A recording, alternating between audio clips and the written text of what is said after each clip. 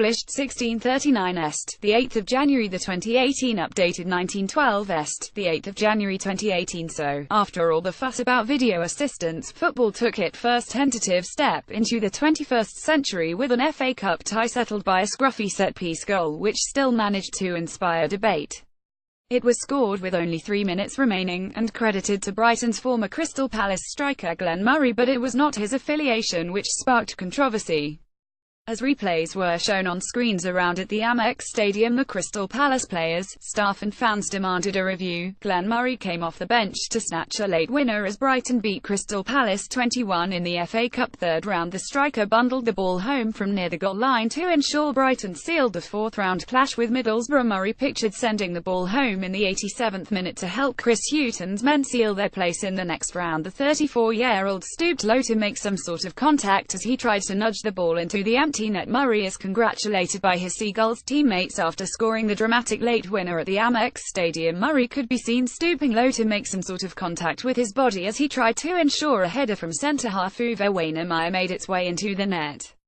He was trying to make contact with his chest or any part of his body, and the striker said he glanced his knee on the way in, but there was a suspicion the ball might have grazed his arm, too, on its way past.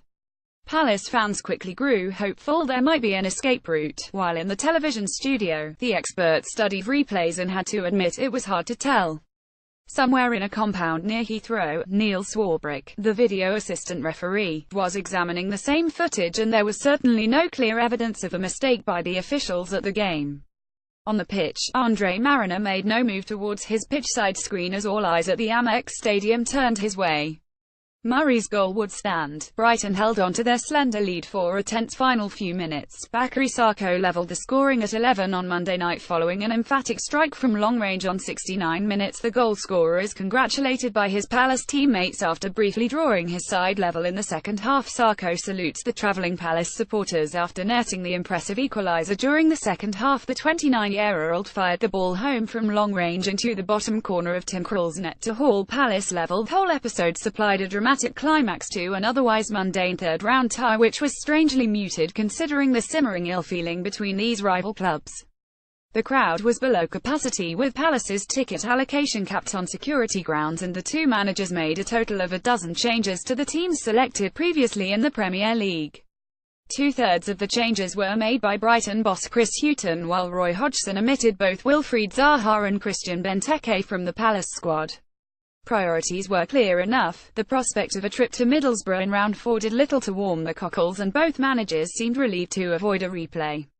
Stoppages disrupted the early flow when Izzy Brown and Jeffrey Schlupp were forced off with what looked to be serious knee injuries after contesting a loose ball in a strong but clean tackle.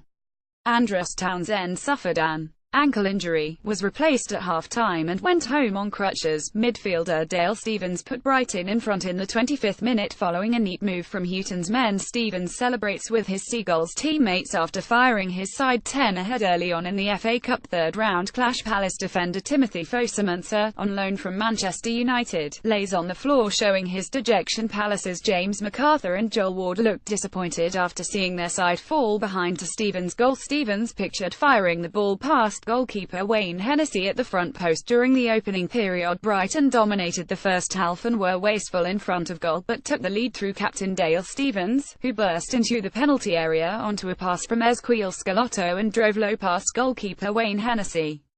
Palace travelled south, having lost only one of their previous 11 games but managed only one effort on target in the first half.